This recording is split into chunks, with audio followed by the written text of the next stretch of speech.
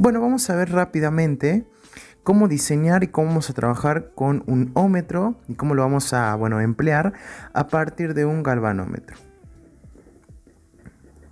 ¿Sí? Vamos a tratar de trabajar lo que es el diseño. Básicamente consiste en un galvanómetro con su respectiva resistencia interna, que la vamos a denominar R sub M, y lo vamos a conectar en paralelo con una resistencia que la vamos a denominar R2 y en serie con una resistencia R1, y también vamos a necesitar una batería, una fuente de alimentación, y bueno, recordamos que la resistencia R2 es variable, por lo tanto esto sería básicamente todo el circuito. Acá en este espacio, ahora lo voy a dibujar con otro color, va a ir lo que corresponde a la resistencia que nosotros queremos medir, que la vamos a llamar R sub X. Bien, entonces tratemos de pensar un poco el porqué, la disposición de este circuito. Como nosotros sabemos de los videos anteriores, por un galvanómetro va a pasar una corriente máxima que la vamos a denominar I sub M. Y también esta corriente máxima, es decir, si acá nosotros partimos el análisis de mallas, vamos a ver que en este nodo va a pasar una corriente que la podemos llamar corriente I. Esta corriente I a su vez se va a dividir en dos corrientes, una I2 y en una I sub M. Por lo tanto, para que esta batería no afecte a esta parte del circuito, agregamos un divisor de corriente que lo que hace es derivar parte de esta corriente en una nueva corriente llamada I sub 2. Entonces, de esta manera lo que nosotros estamos haciendo es protegiendo la parte del galvanómetro. Y también vamos a controlar el paso de esta corriente con una resistencia en serie que la vamos a llamar R1.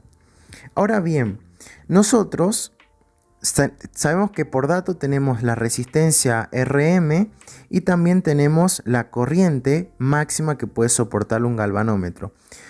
Nosotros queremos saber el valor de esta resistencia desconocida y para eso necesitamos conocer cuánto vale R1 y cuánto vale R2. Entonces, bueno, yo te explico ahora que para determinar estos valores vamos a suponer que se dispone de un galvanómetro, una resistencia interna R sub M, como te dije, y también vamos a considerar que tenemos una resistencia equivalente cuando poseen dos casos. Por ejemplo, ¿qué pasa si la Rx, si esta Rx es igual al infinito? ¿Y qué pasa si esta Rx es igual a 0? Estamos analizando dos casos cuando, imagínate que esta es la aguja, ¿no? La aguja que me va a determinar la intensidad de la corriente. Bueno, yo tengo esta aguja. ¿Qué pasa si mi resistencia desconocida es igual al infinito? Quiere decir que esta parte del circuito se va a corresponder a un circuito abierto. Es decir, no va a haber paso de la corriente. Circuito abierto. Ahora, ¿qué pasa si esta y si no hay circuito abierto, ¿qué quiere decir? Que la corriente es igual a 0. Por lo tanto, esta aguja va a estar en este extremo. Ahora, ¿qué sucede si pasa lo contrario? Si esta resistencia desconocida emplea un valor igual a 0 o tendiendo a 0, lo que va a pasar es que se va a comportar esta parte del circuito como un cortocircuito. Es decir, que la corriente será una corriente máxima, que la vamos a llamar I sub M. Tenemos lo que sería la corriente máxima. Entonces vamos a trabajar con esta parte del circuito y vamos a suponer que estamos en un cortocircuito. Entonces vamos a tener, bueno, 1000 galvanómetros, su resistencia interna. Vamos a tener en paralelo lo que sería la resistencia R2. Acá una resistencia R1. Y vamos a cerrar el circuito porque recordamos que estamos en situación de corriente máxima.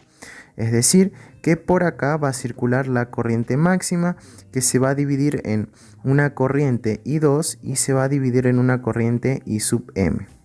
Este es mi R sub I, este es mi R1 y este es R2. Y esta es mi fuente de alimentación o mi batería. Bien, entonces sabemos que por la segunda ley de Kirchhoff, por Kirchhoff, nosotros sabemos que la corriente máxima va a ser igual a la corriente máxima que puede soportar el galvanómetro más una corriente que pasa por la resistencia R2, que la vamos a llamar I2. Vamos a dejar esta ecuación por un lado y vamos ahora a analizar el equivalente de estas resistencias. Nosotros podemos decir que si hacemos el paralelo de entre estas dos resistencias y luego la sumamos en serie con esta otra, vamos a obtener lo que se conoce como una resistencia equivalente, que va a ser igual a R1 más el paralelo entre estas dos resistencias, que va a ser igual a R2 por RM o RI, perdón, vamos a poner RM, sobre R2 más RM. Bien, y esta resistencia equivalente la vamos a denominar resistencia sub H o resistencia de media escala. ¿Sí? ¿Por qué de media escala? Porque supongamos que tenemos una corriente que circula por acá, que es I sub H. Bueno, al ser de media escala quiere decir que esa corriente va a ser igual a esta corriente máxima dividido entre 2. Entonces, nuestro diseño se va a basar en lo que es esta resistencia de media escala. Pero no hay que olvidar que corresponde a una resistencia equivalente. Por lo tanto, vamos a tener una batería, mi resistencia equivalente, que yo la llamé R sub H, y acá circula mi corriente máxima.